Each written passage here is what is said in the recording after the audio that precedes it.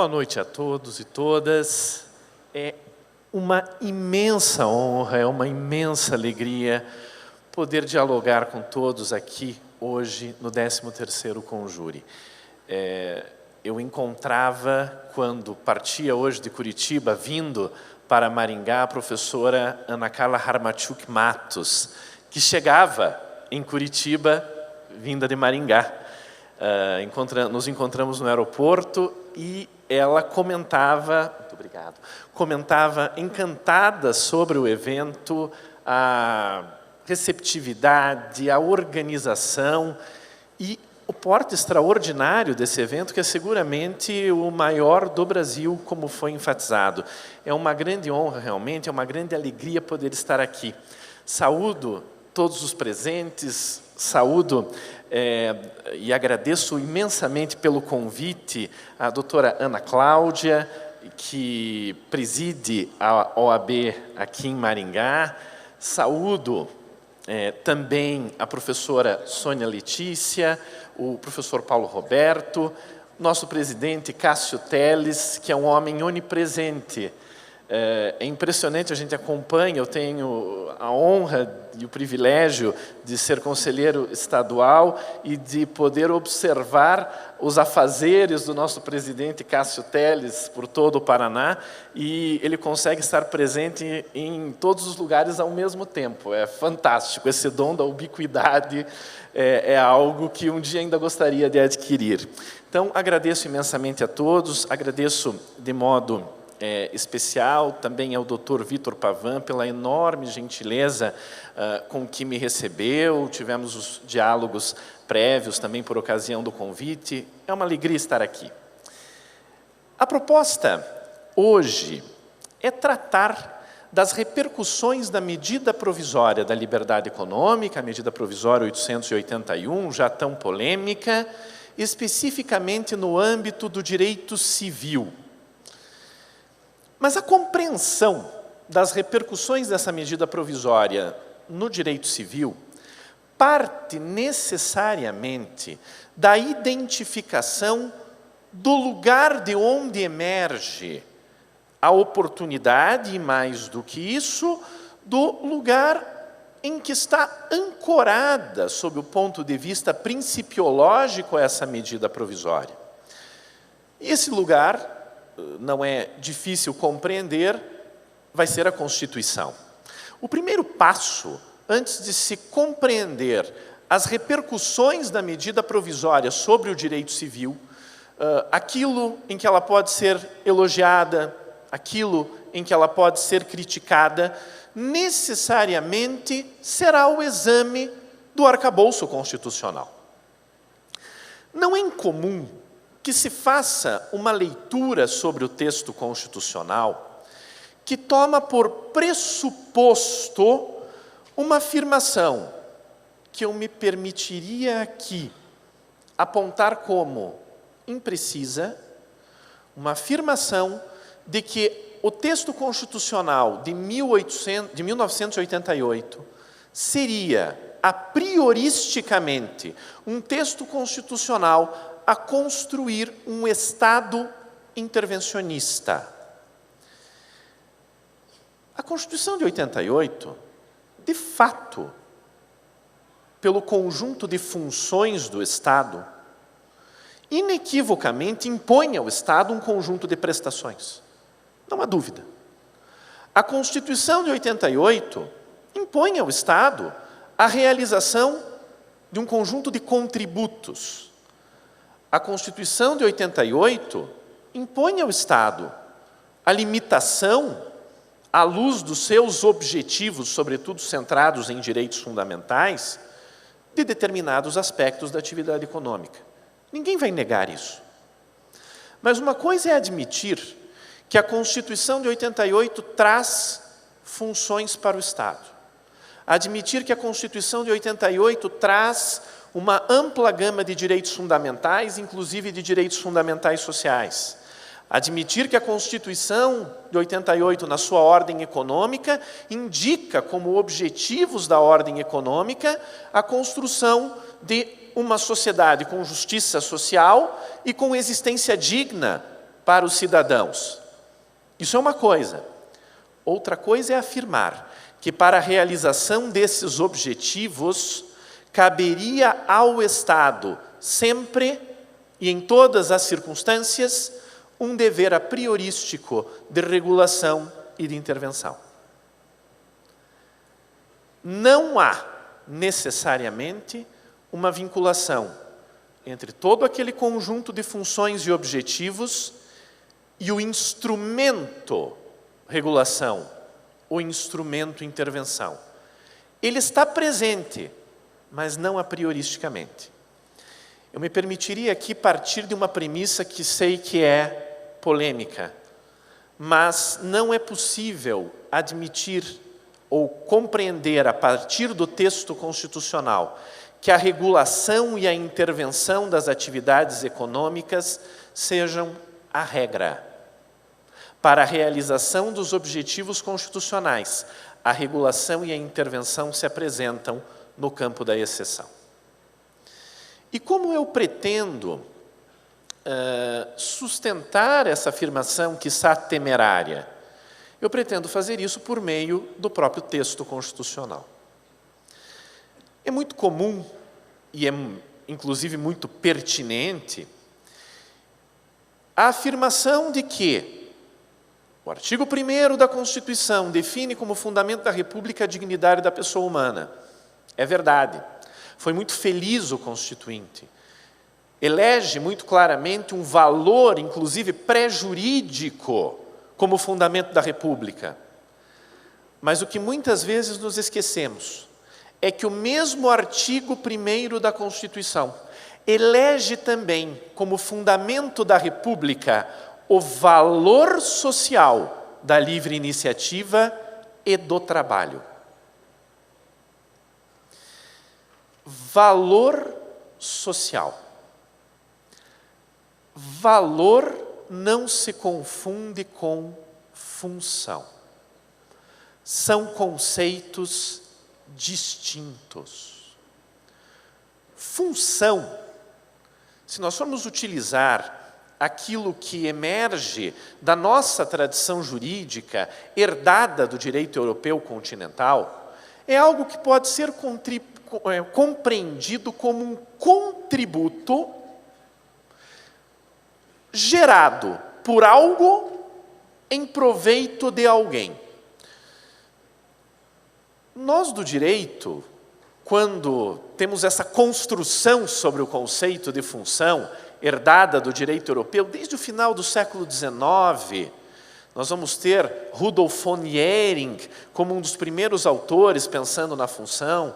Nós vamos ter no início do século XX Léon Duguay na França, sob influência de Émile Durkheim e sob influência inequivocamente também de Auguste Comte. Nós vamos ter Karl Renner na Alemanha, em uma perspectiva social-democrata da ideia de função social, na Alemanha e na Áustria. Karl Renner era austríaco, mas sua doutrina influenciou também a Alemanha durante a República de Weimar. Nós temos algo em comum em todos esses autores, a compreensão de que função é um contributo, ou seja, é algo que se realiza em proveito de alguém. O que nós temos no direito não é muito diferente daquilo que emerge da sociologia. Há um grande autor funcionalista na sociologia chamado Robert Merton. E esse autor diferencia entre vários conceitos possíveis de função, dois conceitos que vão ser fundamentais para nós aqui. Um primeiro conceito é a chamada função manifesta. A função manifesta é aquele contributo que aquele que pratica a conduta pretende realizar em proveito de algo ou de alguém. Normalmente se pensa em uma totalidade, o conjunto social. Então, qual é o proveito, qual é o contributo pretendido pelo que pratica a conduta em proveito da totalidade? É o contributo desejado. Há, porém, um outro conceito de função em Robert Merton, que é o conceito de função latente, que são aquelas repercussões objetivas das condutas humanas, ainda que não desejadas. Repercussões que interferem no todo social e que podem interferir de modo positivo para preservá-lo ou modificá-lo de um modo valoroso, ou podem vir em prejuízo do todo social. A função latente não é uma função desejada, não é uma função pretendida. É uma função simplesmente aferível como consequência das condutas. Saúdo o Dr. Molina, que acaba de chegar ao recinto, e minha homenagem, Dr. Molina, não pude estar aqui ontem, mas soube da realmente mais do que justa e merecida homenagem, e por favor, estou aqui me irmanando a homenagem ao Dr. Molina. Peço a ele uma salva de palmas.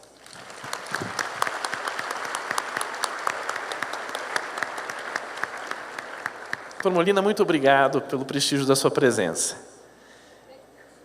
Por favor, nos acompanhe no palco. Perfeito, obrigado. Temos então, nessa perspectiva, na sociologia, dois conceitos de função. Um, que é a função manifesta, ou seja, é o conjunto de repercussões, de contributos que são desejados pelo agente em proveito do todo. E temos a função latente, que é aquele conjunto de repercussões, de consequências, que não são necessariamente desejadas, mas que são objetivamente aferíveis, que se realizam querendo ou não o agente. Podem ser boas, podem ser más. Como que isso repercute no conceito jurídico? O que a gente chama de função social do contrato, função social da propriedade, função social da empresa, é uma função manifesta, é uma função desejada, pretendida. Por quem? A rigor pelo direito, a rigor pretendida pelo constituinte, pretendida pelo legislador, e que se impõe aos agentes como norma, como dever ser. Em outras palavras, quando se diz que a empresa tem uma função social, quando se diz que o contrato tem uma função social, quando se diz que a propriedade tem uma função social, o que se está a dizer é que aqueles que titularizam direitos no âmbito da propriedade, da empresa e do contrato, têm o dever de realizar contributos pretendidos pela ordem jurídica em proveito da sociedade. A rigor, isso é a função social, é um dever ser. Valor social não é função social. Se a função é algo que se agrega aos institutos jurídicos, para que os institutos jurídicos gerem contributos desejados pelo constituinte e pelo legislador, o valor social não é algo que se agrega a posteriori. Valor social é algo intrínseco. Afirmar-se que a livre iniciativa tem valor social é afirmar que a livre iniciativa tem algo em si mesma, algo que por natureza é valoroso para a sociedade. E é isso que eu quero ressaltar. Quando o artigo 1º da Constituição estabelece ou declara como fundamento da República o valor social da livre iniciativa e o valor social do trabalho, não está o artigo 1º a afirmar que a livre iniciativa tem uma função social imposta pelo ordenamento jurídico. Não, a livre iniciativa tem um valor intrínseco. Ela é valorosa para a sociedade por aquilo que ela é. Isso é proclamação constitucional. Valor não é função. E por que ela é valorosa por aquilo que ela é? Porque não no plano do dever ser, mas no plano do ser, a livre iniciativa tem a aptidão para gerar benefícios para a sociedade. Ordinariamente os gera. A livre iniciativa gera riqueza, a livre iniciativa gera produção, gera emprego, gera oportunidades, gera inovação. Isso tudo é reconhecido pela ordem constitucional. Quando se fala em valor social da livre iniciativa, não está o Constituinte a se referir a uma função social da livre iniciativa. Se algo está relacionado à função, é ao conceito de função latente. Ou seja, aquelas repercussões objetivas que não dependem do direito. Não é o direito que impõe a produção. O direito simplesmente reconhece que a livre iniciativa produz benefícios e por isso ela é valorosa. Se a livre iniciativa tem um valor intrínseco, reconhecido pela Constituição como fundamento da República, não é possível afirmar que a regulação da atividade econômica, que tem no seu cerne a livre iniciativa, ou que a intervenção legislativa e jurisdicional na atividade econômica se apresentem como regra. Elas se apresentam na ordem constitucional como exceção. Para quê? Para corrigir falhas de mercado, e obviamente ninguém vai ser ingênuo ao supor que uma economia de livre mercado não tenha falhas que são inerentes ao próprio mercado. E para a realização, sim, aí cogente, aí no âmbito do dever ser, de contributos que a livre iniciativa não tenha sozinha conseguido realizar. Aí vem à tona a regulação. A regulação é para corrigir falhas de mercado, quando se apresentarem, precisando ser justificada. É aí que a intervenção legislativa e jurisdicional pode se apresentar, ou para corrigir falha de mercado, ou para realizar concretamente contributo que a livre iniciativa sozinha não foi capaz de realizar. Não há uma desconfiança constitucional na livre iniciativa, ao contrário, há uma confiança no valor da livre iniciativa. A atuação estatal é subsidiária. O princípio da subsidiariedade, da atuação regulatória e da atuação interventiva é inerente à ordem constitucional, ao contrário do que historicamente se faz no Brasil. No Brasil, uma atividade econômica surge, já se pretende regular. A emergência, ou não necessariamente de uma nova atividade econômica, mas de uma atividade com característica um pouco diferente daquela que vinha sendo desenvolvida, regulação, intervenção. Como se houvesse um dever a priorístico do Estado de fazer isso. Não há. Regulação é para corrigir falha de mercado. Intervenção é para realizar algo que se constata objetivamente que a livre iniciativa não conseguiu realizar.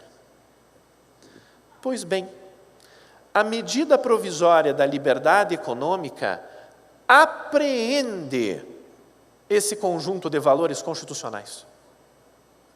E claramente institui um caráter subsidiário da regulação e da intervenção, exigindo para a atividade regulatória das atividades econômicas necessariamente a demonstração de sua necessidade e de sua proporcionalidade por meio de estudos técnicos.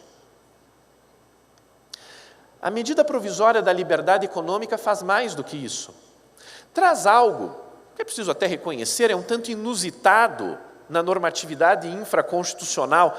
Normalmente, declarações de direitos a gente identifica ou em ordens constitucionais ou em convenções internacionais. Aqui nós temos uma declaração dos direitos de liberdade econômica no artigo 3º da medida provisória. Pode parecer inusitado, mas de fato não é má ideia em um país no qual a liberdade econômica é vista como exceção e não como regra. A medida provisória acerta nesse sentido, pelo menos no atacado, ainda que cometa alguns erros no varejo, e vou apontá-los na sequência, mas acerta no atacado, ao reconhecer, sim, que a liberdade dos agentes econômicos, com base no artigo 170, deve ser protegida como regra geral.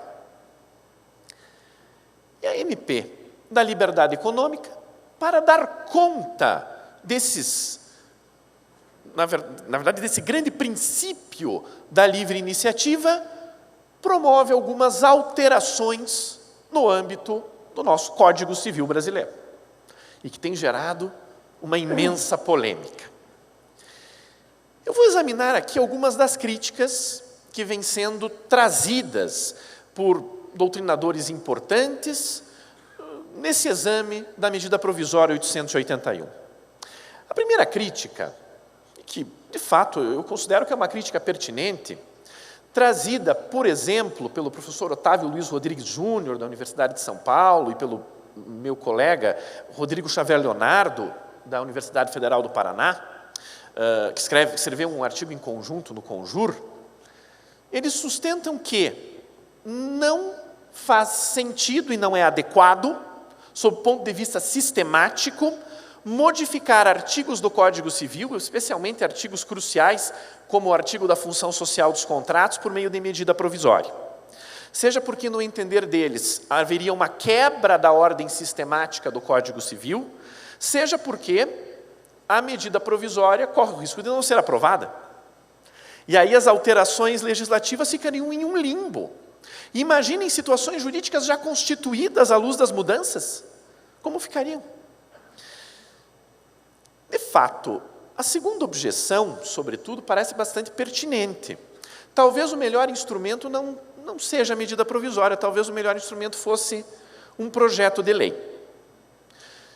Nós corremos um risco real e, enfim, vivemos um momento politicamente turbulento, é necessário reconhecer o risco real de que a medida provisória não venha nem a ser votada dentro do prazo. E aí as alterações perderiam eficácia. Isso pode gerar alguns problemas. No âmbito do direito empresarial, por exemplo, nós temos uma alteração importante. Nós temos a previsão sobre a possibilidade de criação de sociedades limitadas unipessoais. Não é a EIRELI, é uma sociedade limitada unipessoal, a exemplo do que acontece em muitos países. Medida interessante, de fato, uma medida que pode ser elogiada. Mas e se a medida provisória não for aprovada? Não for nem votada? Como ficam as limitadas unipessoais constituídas aí nesses 120 dias? Vão ter que ser extintas? Teremos que admitir a persistência dessas sociedades unipessoais como rígidas, não admitindo posteriormente sua constituição? De fato, isso é um problema. Isso é um risco real. Mas, de outro lado, é preciso reconhecer uma outra coisa. Os projetos de lei têm uma tramitação que é naturalmente lenta. Basta pensar o Código Civil brasileiro, que foi para o Congresso Nacional em 1974 e só se tornou lei em 2002, entrando em vigor em 2003. É bem verdade, é uma lei muito mais extensa, muito mais abrangente, não se levaria todo esse tempo para aprovar uma lei sobre liberdade econômica, mas, de fato, há uma urgência no Brasil pelo reconhecimento do valor da livre iniciativa, pela redução das amarras dos agentes que têm o poder para intervir e para regular. De fato, é necessário proclamar a subsidiariedade da intervenção e a subsidiariedade da regulação. E por isso a medida provisória, ainda que não seja o melhor meio, é uma concessão a uma necessidade. Quanto à crítica a respeito da ordem sistemática do Código Civil, aqui eu me permitiria discordar. É desejável que um Código Civil tenha ordem sistemática, mas, tristemente, o nosso não tem. O Código Civil brasileiro de 2002 é uma colcha de retalhos. Isso não é culpa da qualificadíssima equipe elaboradora. Imaginem um projeto de Código Civil que foi elaborado por Miguel Reale, que teve autores como Clóvis do Couto e Silva, Agostinho Alvim, Torquato Castro, Moreira Alves. Só que é um projeto gestado no final dos anos 60 que foi para o Congresso em 74. Muita coisa aconteceu desde então, e tivemos inclusive no meio do caminho a Constituição de 88. E aí o Congresso precisou fazer um trabalho de modificações desse projeto, que fez com que o projeto, na verdade, perdesse unidade. O Código não tem sistematicidade. Lamentavelmente, é preciso reconhecer isso. O Código tem contradições internas, o Código tem aspectos que contrariam a própria Constituição, alguns deles reconhecidos recentemente pelo Supremo Tribunal Federal, especialmente em matéria sucessória e de direito de família. O Código Civil, infelizmente, não chegou ao momento em que pôde ser aprovado e entrar em vigor com a sistematicidade esperada de um Código Civil. Não por acaso, muitos juristas preconizavam que o Código Civil não fosse aprovado.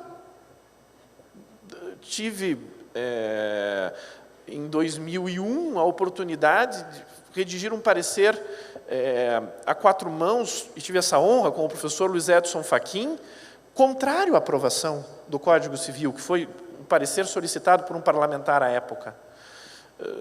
Justamente por entender que não havia uma compatibilidade com a ordem constitucional, por não haver sistematicidade. Já não há sistematicidade. E por isso as alterações legislativas pontuais, inclusive por medida provisória, não são um problema em si mesmas. Há, porém, uma outra crítica, agora de conteúdo, que vem sendo trazida pela doutrina: desconsideração da personalidade jurídica. De fato, a medida provisória traz alterações, esclarecimentos, acréscimos, no que diz respeito às regras de desconsideração da personalidade jurídica no Código Civil. Vamos lembrar que o Código Civil brasileiro acaba adotando, originalmente, 2 construções conjugadas, quando trata de desconsideração da personalidade jurídica. De um lado, apreende a teoria subjetiva, ainda que de um modo mitigado, da desconsideração da personalidade jurídica, quando trata do desvio de finalidade. E isso veio muito por influência de um grande jurista paranaense, o saudoso professor Rubens Requião. No trâmite do projeto no Congresso Nacional, veio à tona uma alteração legislativa, que tem uma origem também de excelência teórica, professor Fábio Conder Comparato, que traz a visão objetiva da desconsideração da personalidade jurídica no âmbito da confusão patrimonial. E aí nós tivemos a conjugação dessas 2 tradições teóricas em um mesmo dispositivo legal, em uma cláusula geral bastante aberta. O problema das cláusulas gerais do Código Civil brasileiro é que nós temos no século XXI técnica de construção de cláusula geral que os alemães desenvolveram no século XIX e que está ultrapassada. A nossa técnica do Código de 2002 é a mesma técnica do BGB de 1896.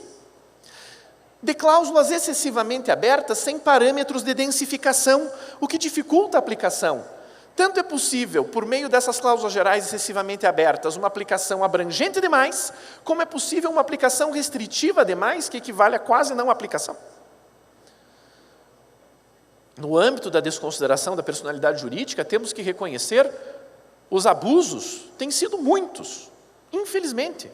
Tem havido excessos na desconsideração da personalidade jurídica, que é exceção, não é regra. A regra, justamente para a garantia da livre iniciativa, é o incentivo à constituição de pessoas jurídicas e sua rigidez para a redução de riscos para os agentes econômicos, estimulando investimento. Essa é a lógica. Pois bem, já se criticava de longa data o modo como as cláusulas gerais eram disciplinadas no direito brasileiro. Lembro do saudoso professor Antônio Junqueira de Azevedo, e que trazia alguns exemplos de boas cláusulas gerais em outros diplomas legais. 186 da Constituição, ao definir os parâmetros mínimos para a função social da propriedade rural. O artigo 51 do Código de Defesa do Consumidor, ao definir um rol exemplificativo de cláusulas abusivas, que permite ao intérprete, por analogia, identificar o que seria abusivo mesmo fora do rol. Então, há bons exemplos legislativos no Brasil, que não foram seguidos pelo Código de 2002, com uma técnica legislativa ultrapassada. O que faz a medida provisória em matéria de desconsideração da personalidade jurídica? Busca definir o que é desvio de finalidade.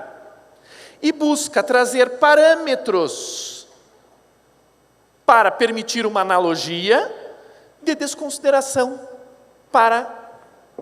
em hipótese de confusão patrimonial.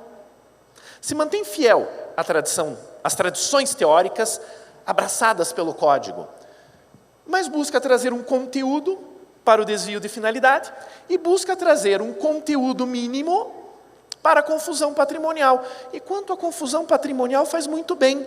Traz alguns exemplos e aí traz um inciso aberto, que permite ao intérprete uma análise por analogia com aqueles exemplos trazidos, mas que, ao mesmo tempo, facilitam a construção concreta da norma, limitando a própria interpretação, àquilo que seja congruente com os exemplos normativos.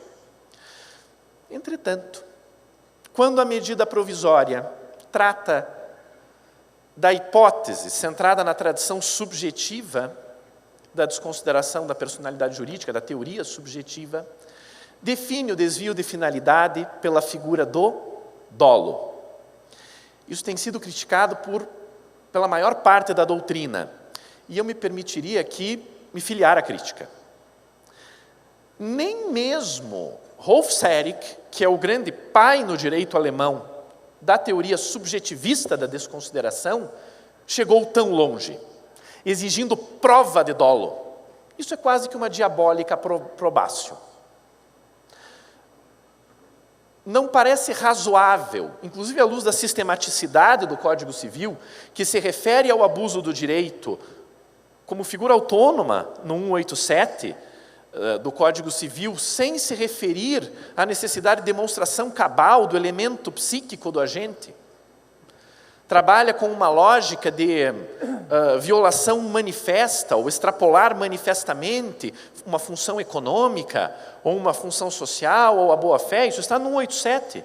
Esse parâmetro poderia ter sido adotado para ser empregado na desconsideração da personalidade jurídica por desvio de finalidade. A lógica do abuso do direito.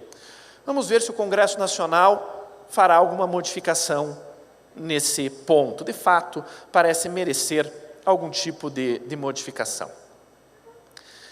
Nós vamos ter ainda, no âmbito do direito civil, uma alteração no dispositivo que versa sobre função social do contrato. Ora, o contrato é o grande instrumento das atividades econômicas. A atividade empresarial se dá por meio de contratos. Efetivamente se dá por meio de contratos. Se nós formos pensar a rigor, uma das definições possíveis de empresa é um complexo de contratos, que vem da teoria da Law and Economics, especialmente em Coase, nos Estados Unidos. Um complexo de contratos.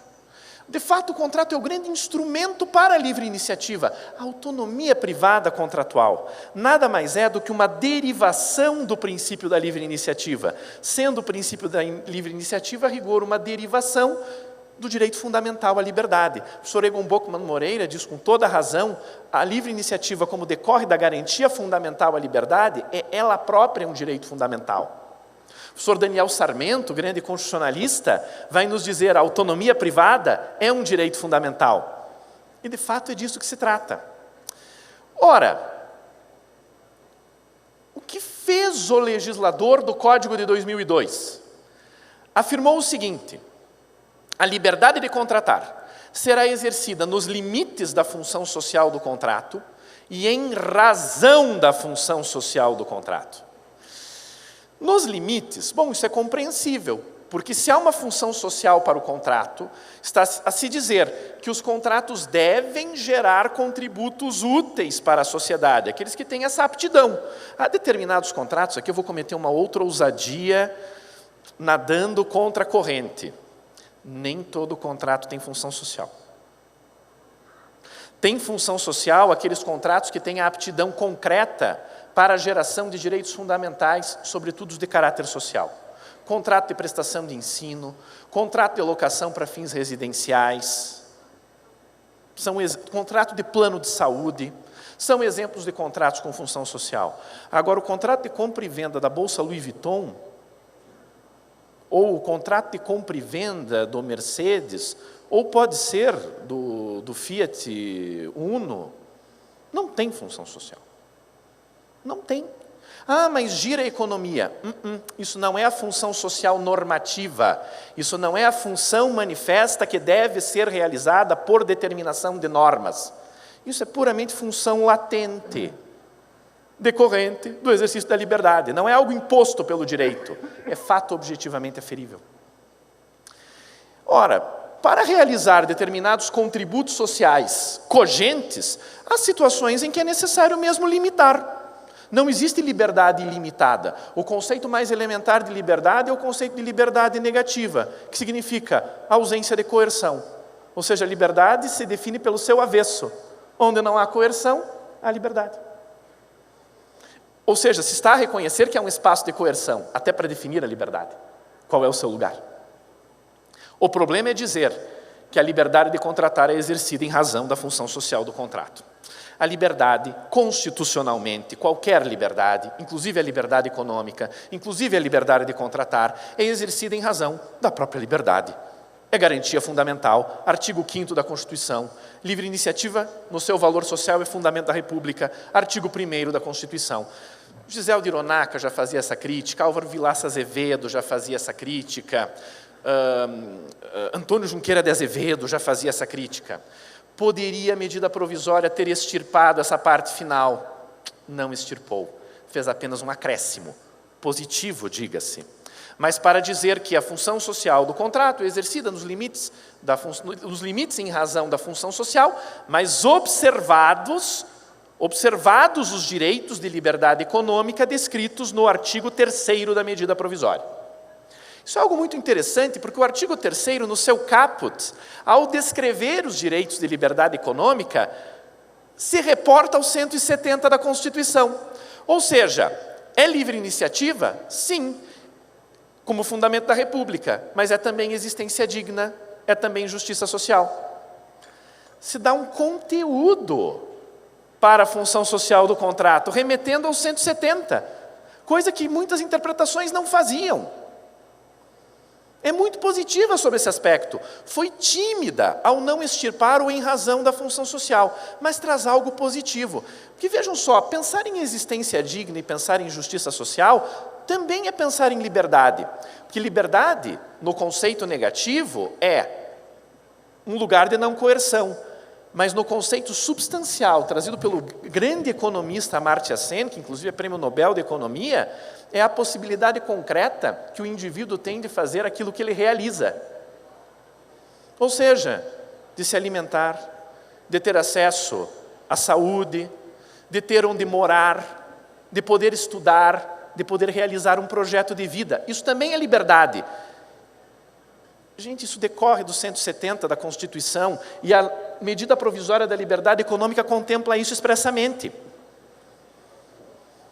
Não há dúvida, há um viés liberal, mas que dialoga com a Constituição, que é uma Constituição que traz uma perspectiva nessa ordem de ideias que é coerente com o liberalismo, mas um liberalismo igualitário. A medida provisória não contraria isso. A medida provisória não nega nada disso. Há muitas críticas à medida provisória que nessa medida me parecem bastante injustas. Há um outro aspecto da medida provisória que tem sido criticado, a previsão de que a revisão dos contratos deve ser excepcional. Ué, mas então por que a gente contrata se não é para cumprir? Eu não estou afirmando aqui um pacta sunt servanda como dogma, eu estou afirmando algo óbvio, eu estou afirmando que a força obrigatória dos contratos é e sempre foi um princípio vetor das relações contratuais. Afinal, se não há força obrigatória, por que o direito disciplina os contratos? O contrato, antes de tudo, é uma operação econômica. O direito traz essa operação econômica para dentro do seu âmbito para dar eficácia, para dar obrigatoriedade ao contrato. É para isso que o direito traz o contrato como instituto. Porque senão deixaríamos tudo na lei da selva ou no estado de natureza, em que os agentes econômicos celebrariam os contratos e se o contrato não fosse cumprido, a solução seria o TACAP. Por que o direito apreende isso? Ora, para que o direito apreende isso? Apreende para dar obrigatoriedade. Revisão contratual realmente é exceção. Revisão contratual precisa ser extremamente rigorosa. Ela não pode ser tomada como a solução imediata para aquele que chega à conclusão de que não conseguirá cumprir, para aquele que foi leviano ao contratar ou para aquele que já contratou pensando em descumprir. O que a medida provisória da liberdade econômica diz é o óbvio. Ela diz também, determina também um critério interpretativo que é presente em vários ordenamentos jurídicos, a interpretação contra proferentem. Reitera a previsão atinente aos contratos por adesão, interpretação mais favorável ao aderente, mas vai dizer que fora do âmbito dos contratos de adesão, nós vamos ter, na hipótese de dúvida, a interpretação contrária a quem elaborou a cláusula. Se isso ficar provado, você vai impor um ônus de autorresponsabilidade para quem elabora o contrato, o que traz maior segurança. Você impõe um ônus de responsabilidade. Você elaborou mal, então a interpretação é contra você. Isso é trazido pela medida provisória. Mas há uma outra crítica, a meu ver aí, bastante pertinente, que se faz à medida provisória. É uma crítica que se faz ao inciso 8º do artigo 3º. Esse inciso, que é destinado especificamente aos contratos empresariais, a rigor, prevê que no âmbito dos contratos empresariais não há mais norma de ordem pública. Não, mas como? Não há mais norma de ordem pública? Eu vou me permitir fazer a leitura do inciso. E, de fato, parece aqui haver um problema. É direito de liberdade econômica, inciso 8º, ter a garantia de que os negócios jurídicos empresariais serão objeto de livre estipulação das partes pactuantes. Ok, tudo bem. Isso é o óbvio dentro da lógica de liberdade. Mas aí vem o seguinte: de forma a aplicar todas as regras de direito empresarial apenas de maneira subsidiária ao avançado. E aí vem o problema maior, hipótese em que nenhuma norma de ordem pública dessa matéria será usada para beneficiar a parte que pactuou contra ela, exceto para se resguardar de direitos tutelados pela administração pública ou de terceiros alheios ao contrato. Vamos dissecar esse inciso porque vale a pena. A primeira parte é evidente, livre estipulação. Bom, não é só nos contratos empresariais. Em qualquer contrato a lógica da livre estipulação. Subsidiariedade das normas. Bom, em princípio estamos no direito privado. Nós temos as normas supletivas e dispositivas típicas de direito privado, que têm sua eficácia se as partes não dispuserem em sentido diverso. Tudo bem, isso faz muito sentido. O problema é dizer: as regras de direito empresarial são aplicadas de maneira subsidiária, hipótese em que nenhuma norma de ordem pública dessa matéria será usada para beneficiar a parte que pactuou contra ela. Ou seja, não tem norma de ordem pública. Porque se a norma é de ordem pública, é cogente, não admite que se pactue em sentido contrário. Ou seja, nós estamos diante de uma norma, de uma cláusula nula, por determinação legal. Qual que é o problema dessa regra? Ela ofende o princípio da legalidade. Ah, mas ela também é lei. Pois é, mas ela é uma lei para dizer que a lei não se aplica. Uma lei não pode dizer que a lei não se aplica. Isso não é possível. Se a norma é de ordem pública, ela prevalece mesmo contra a pactuação.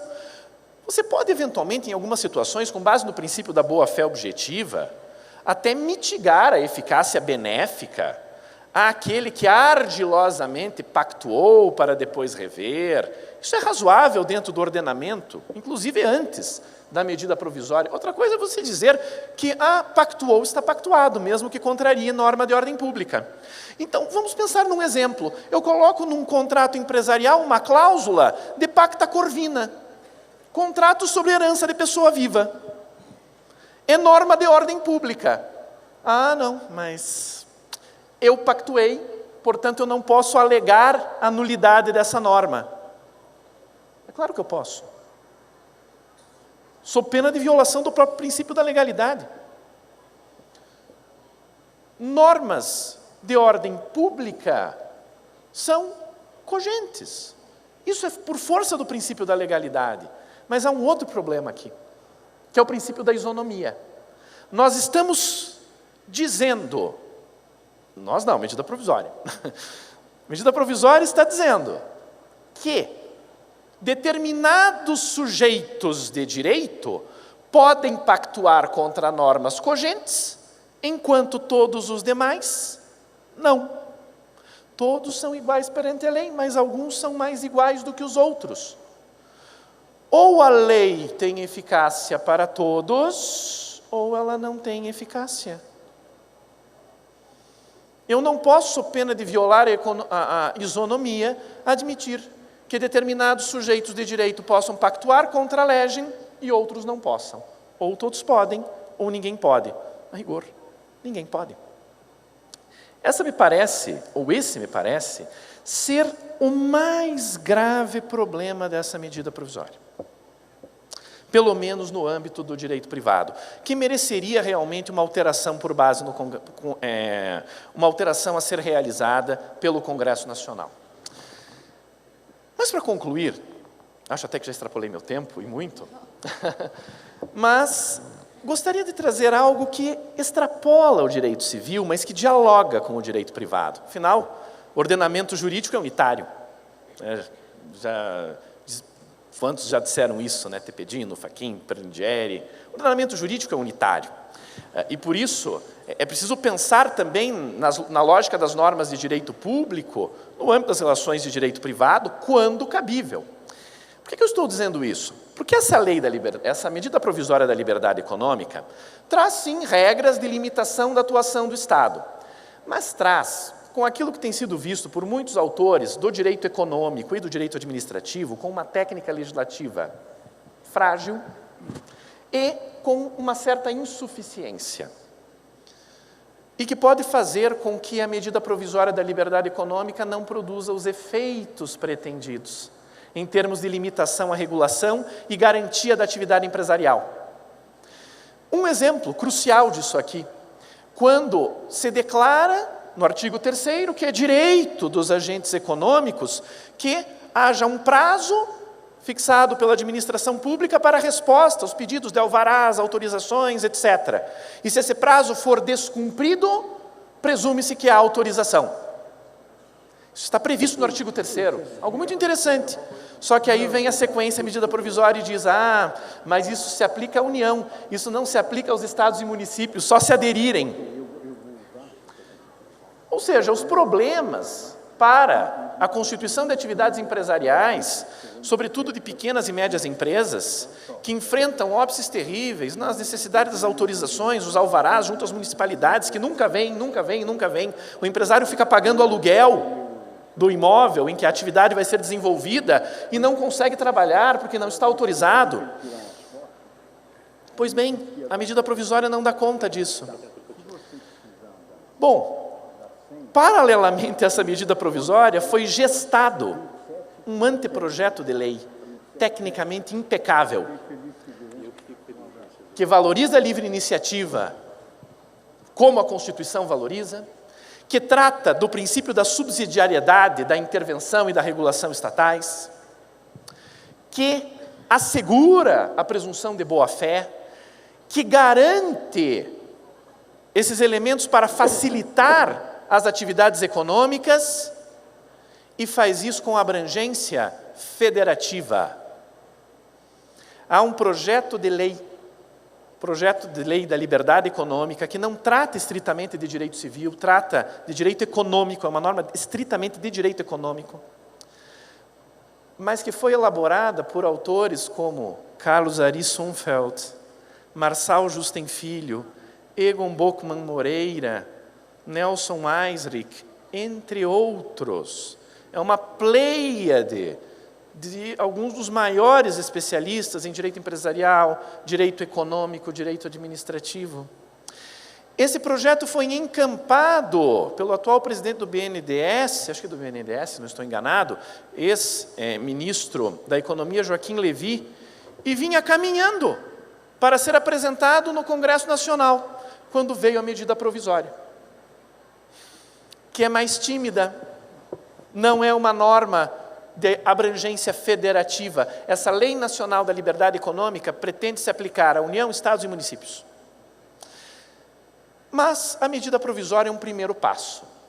Quem sabe um próximo passo seja a aprovação dessa Lei da Liberdade Econômica, que significará a revogação com vantagens de alguns dispositivos da medida provisória.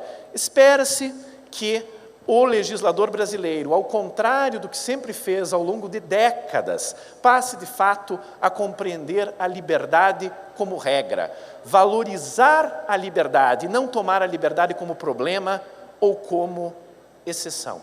Eu sempre me lembro de um poema que diz assim: fica proibido o uso da palavra liberdade, que ficará banida dos dicionários. Por quê? Ficará banida dos dicionários porque a partir de agora ela será chama viva, que emergirá sempre do coração dos homens. Que assim seja. Muito obrigado.